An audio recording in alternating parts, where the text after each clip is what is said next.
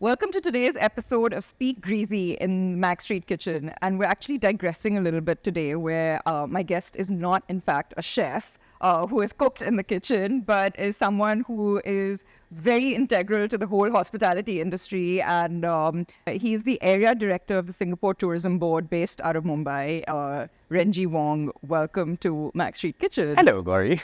Lovely to have you here. Very exciting to be in this place. I've never actually been here before. I know, and you clearly never cooked here either, but we might change that. I know, yeah, one day.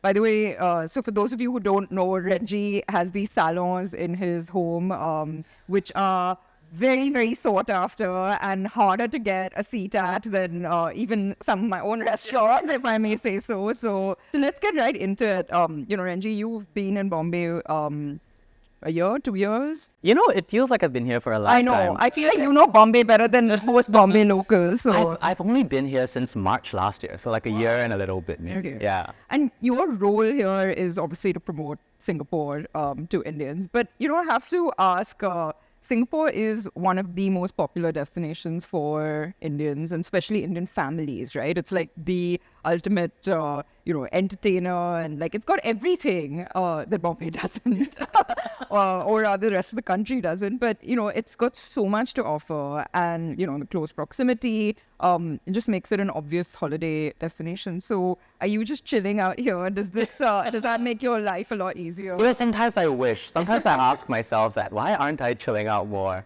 No, you're absolutely right. I think something that Singapore really enjoys is that it's not a new destination to Indians.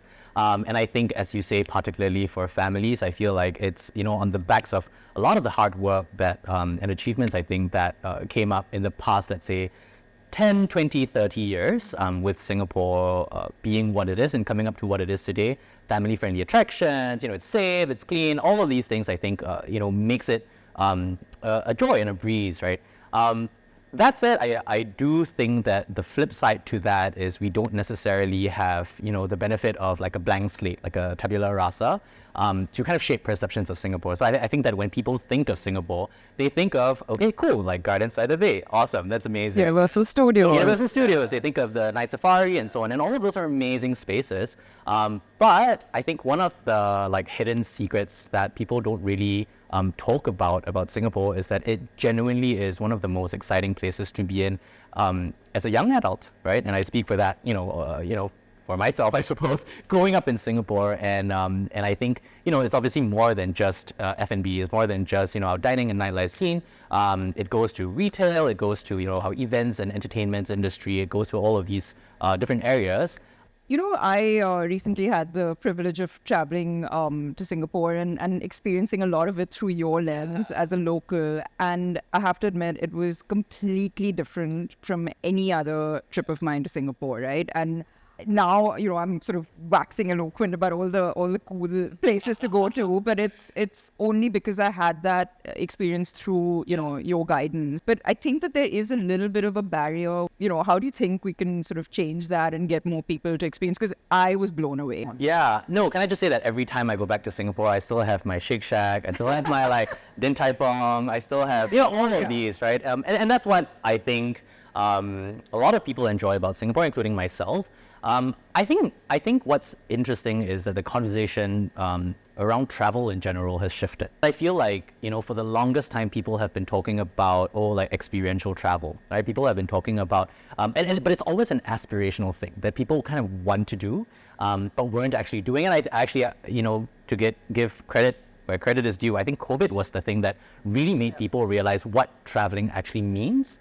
That is not just about going and taking a selfie with the Eiffel Tower. That is not just about hitting up, all the top sort of, sites of any given destination. But it really is about kind of, you've spent so much time and energy and money traveling all the way to somewhere. You might as well see what's truly unique about that space. And so I think you're absolutely right that there's a lot of amazing and interesting work to be done in really uncovering some of these local, very, very sort of authentic, and I use authentic very carefully and in inverted commas, right? But really like things that, I growing up in Singapore did not just things that I would recommend to people, but things that I like, places that my parents brought me to, places that I would go to when I'm feeling like tired after a long day. So I'm actually going to pick up on something, two words that you used just now, which is local and authentic. And I think that the reason you said authentic was because Singapore is actually,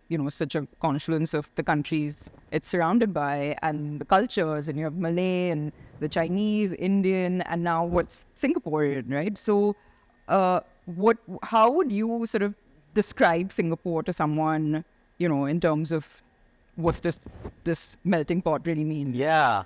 I think it's funny because I feel like this concept of a national cuisine is so highly sought after, and most of all by tourism boards, right? Because that's obviously a great marketing point. Singaporean chili crab. Exactly, yeah, exactly. But to be honest, the truth is that there's nothing, I think, singular that defines or that captures Singaporean food. Because as you so beautifully said, Singaporean food is really an expression of who we are as a people, and who we are as a people are just so many people, right? You obviously have the indigenous people of Singapore and of the greater sort of Malay archipelago, or the Malays. You have the Tamils who came, during the colonial era. You have the Chinese traders who came a little bit earlier on. And then you have everyone else. You have the Eurasians, you have the Peranakans, who are sort of a subculture. So I think, to me, like, how I would describe Singapore is really what you see on a plate is just it's that encapsulation of our history and of our people. I think, to me, like, the dish I would say that most beautifully encapsulates that is chicken rice, right? Which, I mean, a lot of people talk about chicken rice as our national dish, but I think what I love about this is it's in theory called Hainanese chicken rice, right, from Hainan Island in southern China. But actually, if you look at the methods of doing it, they incorporate all sorts of ingredients. They incorporate, ingredients that originate in the Indian subcontinent. The methods of making a Hainanese chicken rice is actually very similar to some of the ways that you would make a biryani, for instance. Some of the ways that you would make like a lot of Malay dishes. It starts off almost with a spice paste, and you cook that into a rice, which you never see in any other sort of southern Chinese cuisine, right? And I think that's really what comes through, with Singaporean food. I love that. I think that's a great example to demonstrate what Singapore really is. But while there's a lot that's rooted in tradition, and we went to Tong Heng, which is fantastic. I think I ate my body weight in those custard tarts. But it's a fifth generation bakery, really like rooted in tradition. But at the same time, they're trying to kind of evolve and cater to a new palate, new generation maybe. Or a new sort of way of dining even, and at the same time, we met Jamie from Brassline Distillery, where first sort of gin distiller in Singapore, which I was really amazed to hear that, because I thought it would have happened like a long time ago. And even in terms of like the eating style, I mean, we were at a hawker center in Tiong Bahru, and we were, and the food was so good and such value for money. And talking about how people, are maybe moving away from cooking at home because they have such great food accessible to them, faster, less hassle. How have you seen, as a local Singaporean, how have you seen this evolution of what's happening in the country over the last, say, 15, 20 years? Do you know what? That's an interesting question, because I feel like I'm thinking back to the years when I was growing up, and I feel that, in the evolution of Singapore and maybe, all sort of destinations and their food scenes, I feel like, or at least in Asia, I feel like there's definitely that trajectory of, okay, like when you first hit like foodie status is when you have the international chefs coming in, right? And so you have your, whatever, Alain Ducasses of the world and your Marco Pierre Whites of the world and your Gordon Ramsays of the world coming in and setting up their offshoots, in any given destination. And then I think what's really interesting that's happened, I would say maybe in the past like 10 years, has really been that generation of Singaporean talent that was trained in these kitchens, right? And exposed in many ways to global cuisine, global techniques, who went overseas and did stages and whatever, right? And who have now kind of taken that knowledge and that toolkit, and then brought to life their own stories. And I think that to me is always the most beautiful part of it, right? And so if you look at, like, for instance, the, Asia's 50 Best or the Michelin list, I think it's always with a sense of pride that Singaporeans talk about, like Candle Nut, for instance, Malcolm doing amazing things with Peranakan food, but in a fine dining kind of setting, or even, Lola, like exactly, yeah, bringing to life, I think, your own identity. And I think that's, if you ask me, a very sort of natural pivot that, a food scene kind of moves towards. And it is also a recognition that, at the end of the day, your international cuisine is dime a dozen, right? If I wanted to go eat, like, amazing French food, of course I could have it in Singapore. Odette in Singapore is 3 Michelin stars and it's amazing. But I could also go to France, right? But where else can I go to get, fine dining Singaporean, the Peranakan cuisine that really was born and bred in Singapore? And I think that, again, to your first question, I think that makes life a lot easier for me as well, in being able to talk about, actually, this is what our contribution to the world is, right? So yeah, I think from an evolution perspective, I think we've definitely shifted towards there. But I think one of the other points that you mentioned was also really interesting, which was how eating has changed, right? Because at the end of the day, it is the consumers that drive this sort of change. Like, my family growing up in Singapore, we cooked all the time. But even for a family that cooked all the time, we would eat out, maybe like 3 times a week. Or we would do takeout, right? Simply because the hawker food in Singapore is so accessible. And I think different from maybe a lot of other destinations around the world, like, price, I think, is not necessarily moored to quality, or rather quality is not tied to price. And I think that for us is really what drives our perspective of food, right? Is that, when you are going to be able to get food at such cheap prices, amazing quality, you sure as hell are not going to pay a lot of money for food that's anything less than, like, amazing, right? And I think that's kind of driven a lot of how that sort of food scene has changed in Singapore. But all that said and done, I personally cook a lot here in Mumbai, but it's only because I'm very homesick, and I don't have access to the amazing hawker scene in Singapore like we do back. But it's interesting that you say that, because there's an equally burgeoning fine dining scene. Yeah. See, I feel that like, on further reflection, at the end of the day, what people don't talk about Singaporeans is that we're really all just gluttons. We're all just constantly, we call it cheating on our meals, right? Like, we're having lunch and we're talking about what to have for dinner because the food in front of us is... in-between meal. Oh, 100%. 100%. In-between meals, yeah. The in-between, between the in-between, right? But that's so great, because you just get to, eat all day. I mean, that's, it's amazing. That's amazing. Yeah. No, and I think that, there's a certain, we're insatiable. We're truly just, honestly, some of the worst customers in the world, because you can never please us.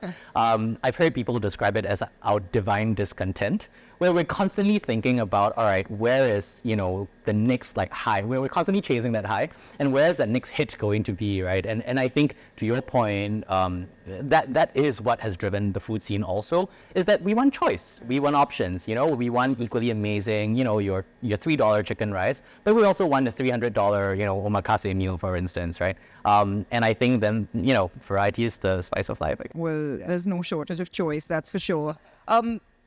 Let's talk a little bit about, you mentioned the awards. I remember when Michelin gave its first star to a hawker. Yeah. And I was just like, I think everyone was just like, what is going on here? But, fully deserved, but it was sort of traditionally reserved for the sort of uber luxury and fine dining experience. So, but it's really kind of a destination now for these award-winning restaurants. How does this really impact tourism?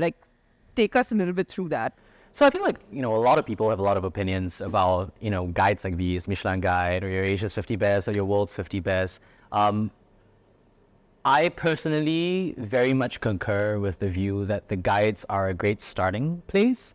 I think especially if you're going to a destination where you literally know nothing about the destination, or oftentimes, like me, haven't had the time or energy or willpower to go research a lot into a destination. So I think there is a lot of merit in that. But I think one thing that people don't always think about also is that the guide gives a certain incentive, I think, for young talent and chefs to really strive towards excellence, right? And say what you will about the hype and the buzz and the PR around it, But I do think that it does have a net positive effect on any given destination. And so I think, that's why I think we might be the only tourism board that has a team dedicated to dining and developing our dining and nightlife scene. And they obviously invest very heavily, in sort of the whole pipeline of food events, not just, the awards, obviously. But it is also in recognition of developing our pipeline of talent, right? Which at the end of the day, with any hospitality industry, as you would well know, it really is about the people. And if you're not going to have that kind of level of talent, or, people who are passionate enough to want to strive towards excellence, your food scene is going to flounder, right? And it's never going to get beyond a certain point. So I'm not saying that, Singapore wasn't what it was or wasn't what it is today before the guides came in or before the awards came in. But I do think that there is ultimately that kind of driving, fuel, right? To So push. spotlight kind of gives a lot of incentive to people to actually strive to. Yeah, 100%. So yeah, from a tourism point of view, I for sure think that there is a lot of value in this. Yeah, well, I hope the right people in India are listening to this or watching this, because that's something that's a big frustration for someone like me who's part of the F&B world in India, where I don't think that the understanding of how this can positively impact tourism, inbound tourism, has really been grasped and taken advantage of. And it's really interesting that you say that Singapore Tourism actually has a team dedicated to F&B or to dining. What are some of the other things that you think Singapore does really well to encourage this this fostering of this talent in a way? Yeah, I mean, first of all, I will say that coming here and seeing the food scene here has been really, really eye-opening for me. And I think precisely because a lot of it is so organic, that you really do see, the concepts that are coming out. And I think particularly in the time that I've been here, right, the past, let's say 1 year and a little bit, I mean, Mumbai as a city has changed so much from a food scene perspective. And I think it's for the best, right? It's for the better, right?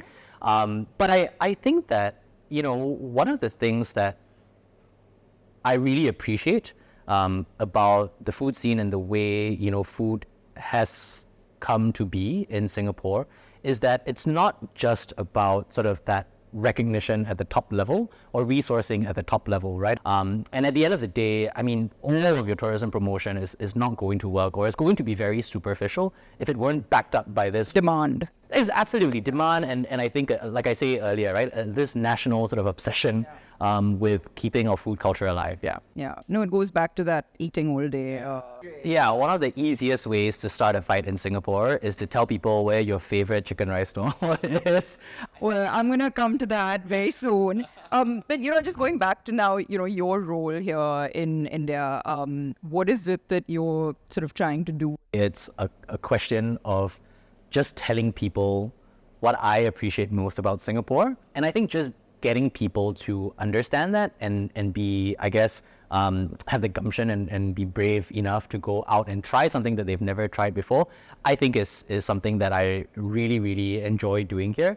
And also, I think, in India, again, there's a whole segment of consumers that I dare say maybe 10, 15, 20 years ago didn't quite exist, which is precisely this group of people who are really, really willing to go out and try really something that is very, very different from what you've experienced before and find the biggest joys and the simplest joys in that. And so I think, for me, that is perhaps one of the biggest priorities, is being able to speak to this group of people.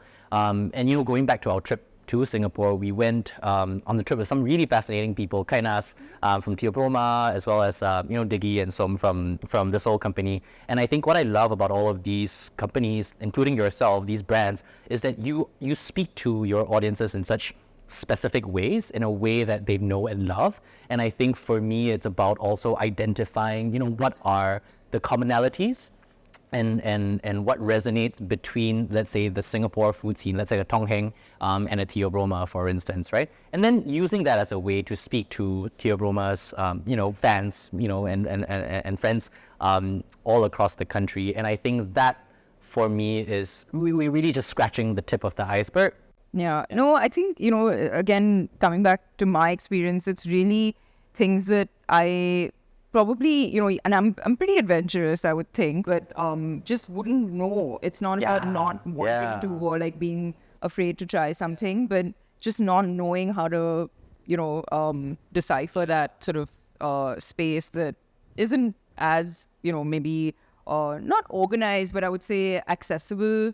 And I guess that's where, Mag Street, what we are trying to do as well is to bring some of that here in a format that isn't as sort of unknown to people, and, where you get to just connect with the food, and you don't have to, think about like, oh, I don't know where to go, or I don't know, like, I can't read the signs, or I don't know what I'm ordering, I can't communicate, or any of that. It's just, you break down that, and you just bring food to people to enjoy in its sort of purest way of just enjoying food, So now tell us, Renji, some of your favorite local haunts, which are not your, just the known devils, but how much time do we have?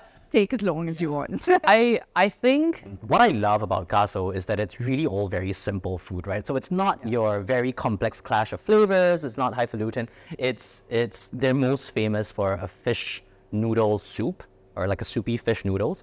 And the broth is essentially boiled with the fish bones until it emulsifies. So think of it almost as like a tonkotsu ramen, but made with fish. But it's like the cleanest, most like creamy, flavors. It goes with like the thick rice noodles, slices of fish, and little bits of like lard on top, crispy lard on top. I think I just ate the crispy lard. And I'm totally going to get cancelled for saying this. I might get fired. But the one place that I always stop by is McDonald's. And if you recall, we 100% stop by McDonald's. This is not supposed to be on the record at all. I never went to a McDonald's with Renji in Singapore. But let me tell you what's special about McDonald's in Singapore. So when I was growing up, McDonald's for us was like a treat, right? So if you did well on a test, and maybe if your parents were in a good mood, they'll bring you to McDonald's on a Sunday, right?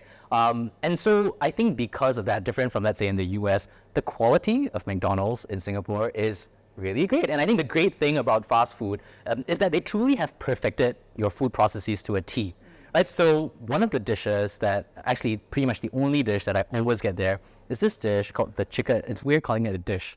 Whatever comes in a box. I was like, you're being very in the foldable, disposable paper box is the McSpicy double. And it's essentially a fried chicken sandwich, but it's made with chicken thigh. It's battered and it's marinated in spices, right? It's very spicy. It's shockingly spicy. But when you bite into it, it's so juicy. And honestly, I don't even bother with the bread. I think you have to say when you bite into it at 2 a.m. after a lot of drinks, it's particularly... We had a lot of drinks that night, yeah. But no, it was really fire. And then I think the last thing I would say is hawker centers. Just because, like I say, there's nothing like discovering what a community represents by looking at its food and the way people eat, right? And I think the hawker centers for me is always that sort of egalitarian ideal, where you have people like the road cleaner at the end of their very long day, very long shift, sitting down and having a bowl of noodles, sitting next to someone who rocked up in a Mercedes Benz, a business tycoon, but all sitting in the sweltering heat, eating. And I think what's also really fascinating to me about hawker centers, well, two things that are really fascinating to me about hawker centers is that one, they're literally hawker centers, right, as the name suggests. So these stall owners literally, we call them street food, even though they're not necessarily on the streets, because back in the 60s and 70s, the government, for purposes of sanitation, decided that they would get the street hawkers off the streets and into centers. But as a relic of that, what you end up having is that each of them only really sell one or two dishes. And this means that day in, day out, for like they've perfected 30 years, whatever, they literally are making the best possible bowl of whatever they're making, right? Or dish or plate or whatever. And I think that's just such a beautiful thing to see and honestly to like support. And then the other beautiful thing about hawker centers is that oftentimes they're attached to a wet market. So downstairs you have the wet market, and upstairs you have the prepared foods. And oftentimes the upstairs gets literally their, produce from the downstairs. And I think that is just such a fascinating peek into the belly of a nation, really, right? Looking at how people eat and how our food is so influenced by the produce around us. I mean, we talk about, like locavore, KM0 eating. Singapore doesn't really produce that much of our own produce. But what you see in the wet market is really a reflection of the seasons around us. And, Southeast Asia, in particular areas around the equator, are just such rich agricultural and, biodiverse spaces. And I think that's just a very beautiful thing to see. Because everything I think we ate was pretty much, most of it was non-vegetarian. And then there was this long queue and we were like, Renji, what's that? There must be good. And you were like, that's the only vegetarian stall in that hawker center. And it was just amazing that, there is food for vegetarians, in case you're wondering. No, and I think that's one of the points that you raised earlier, right? Is what is stopping people from, going out and like, I think particularly Indian consumers from going out and exploring local food. I think it's this perception that a lot of Singaporean food is non-veg. And of course, like, I love my meat. But, for instance, when I was growing up, twice a month, we would eat vegetarian food because my parents are Buddhist. And the Buddhists have a very beautiful vegetarian culture as well. And so there's a very long sort of culinary tradition around Chinese vegetarian food. A lot of Malay food is made from sort of herbs, spices, vegetables. And then, of course, you have the Tamil population, right? And the Tamil population also has this beautiful sort of vegetarian culture. And then add to that all the vegan and vegetarian, international food places that have come up. I always get very surprised when people tell me, oh, like, is there vegetarian food in Singapore? I'm like, yeah. I think you have to do a vegetarian salon next. Oh my! Yeah. We'll see about that. Yeah. We'll see about that. But you didn't mention this one, but the other experience that we had, which was amazing, was the Bak Kut Teh, which again I've never had that. Yeah. And it was perfect because it was this. It's like a hot. I'm gonna again like be this is like blasphemy calling it a hot pot, but it is like it's a big bowl of like soup and and it was perfect because it's always raining in Singapore, and so it's just raining and it's just the perfect comfort food in that weather. Classic Sunday breakfast like foods. Yeah, absolutely. It's for people who may not know what Bak Kut Teh is, it literally translates to pork bone tea. And it's essentially pork ribs that have been boiled for hours and hours and hours with a lot of pepper, with a lot of garlic, and so it's it was, in a sense, invented really as a way to extend the mileage that you get out of a little bit of meat.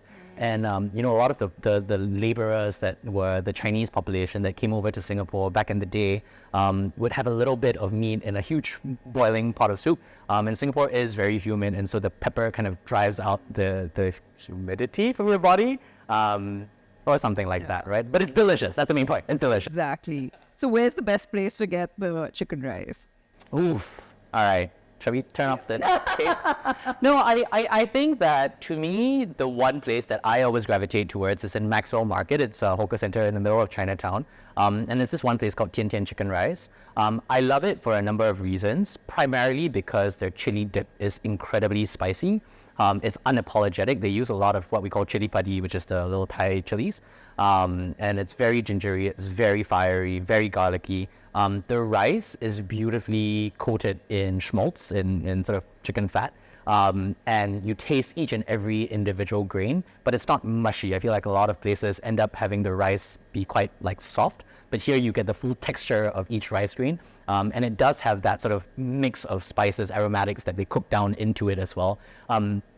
You were a very tough customer to please. Yeah. Trying to like not let my drool sort of sprout. And then the the other best part about it is the way they process the chicken. Now, I am a sworn enemy of chicken breast, right? Because to me, I just don't get it, right? I don't get chicken breast. But the only place that I will eat chicken breast is at Tian Tian Chicken Rice and that's how you know how someone truly has mastery over heat and protein, is that the chicken breast is just so perfectly juicy. It tastes like thigh. And actually, if you look under the skin of the chicken, it's actually a poached chicken. And then they dunk it in ice water. And in that process of dunking it in ice water to shock the chicken, it tightens up the skin. But also, whatever other juices and whatever collagen that has kind of come out from the chicken meat and pulled under the skin becomes a little layer of like clear jelly, right? And again, like that jelly to me it's non-negotiable. It's not, you cannot compromise on that because it means that the chicken is perfectly poached. And okay. you're gonna make this for us. I will. I'll try my best to do. We should add a recipe of Renji making this to the video. We talked a lot about food, and of course that's I think a common hobby we have. But the bar scene is bustling like hell over there, and you've hosted some of the really cool bars in your home, but also I know they're coming and doing bar takeovers around Bombay. How is that something that's also really blossomed in the last few years? Yeah. I feel that the mixology and craft cocktail scene is almost an extension of the culinary scene. Yeah, the most celebrated institutions in Singapore today, as far as craft cocktail bars are concerned, are really, really built upon technique, right? And flavor, the extraction of flavor, combining interesting techniques that's not traditionally used in, mixology to extract different flavor profiles and combine them in interesting ways. I love the fact that a lot of these bars are in a sort of speakeasy format, and so you just don't know what's happening, and it's this, it's a very kind of like well-behaved on the outside, seemingly well-behaved, and then you go in and you just get hit every time with an experience that you cannot even begin to anticipate, and I love that. I love that element of surprise. It's so funny that you say that because I live around the corner from, where your restaurants are, and I always pass by Gokul, and I always think to myself, this would make an amazing speakeasy. You like press a certain button and then the brick shifts over and then it goes into craft cocktail while, there's the other Gokul, which is obviously a whole lot of fun too. Love that. We live in hope. Shall we make it a thing? Yeah. I feel like we live in hope. I think we should do a bar takeover. So speaking of Gokul and besides our restaurants, what are some of your favorite haunts in Bombay? So I definitely think that Ramashraya in Matunga, just because that for me is like nostalgic food. I grew up with dosas and parathas, and so when I'm homesick, I go there. I love this place that has recently opened up called Masli. It's in Worli. I love how I'm learning from you about what's happening in the Bombay food scene. Glutton from the absolute glutton. So Masli is this place that does Konkani cuisine, but they do specifically GSB cuisine, right, which is Gaur Saraswat Brahmin cuisine, which I think is fascinating because it's seafood, but it's considered, it's Brahmin food.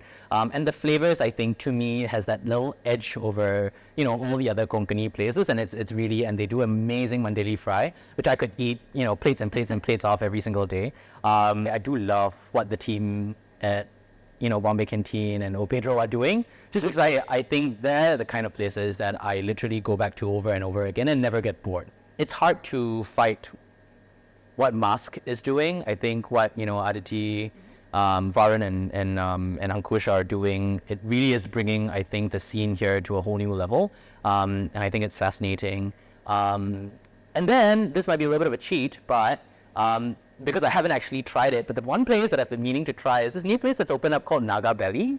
And they do Naga food, and I was in Nagaland last year for the Hornbill Festival, and I was just blown away by the food in the Northeast.